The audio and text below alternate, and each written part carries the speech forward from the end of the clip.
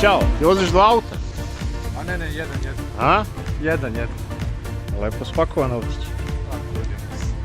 Sad smo je stavili na maks. Povećao sam pritisak, pa ćemo da vidimo. Sad ćete 14 ili 13? Pa 13. 13 pa koliko može. Nek budem i zadnji, bolje zadnji u 13. Da ja tu kočim i da. Pametno? Ajde, druženje je najbitnije. Je. Inače zadovoljno. 280 konja, 13.4 vreme auta juče. Samo 13.7. Vidio sam te jedan put kako si odlepio na pola staze, si odlepio od mene. Vozili smo trening zajedno. Da, jesmo. I razmišljaš, jebote, evo, pošandrcao. Da, sad je pritisak sa 0.9 na 1.1 i povećava se što je po brzinama, četvrtam 1.2 bara i prezadovoljno. Sinoć smo trenirali. Srđan Ragastovac.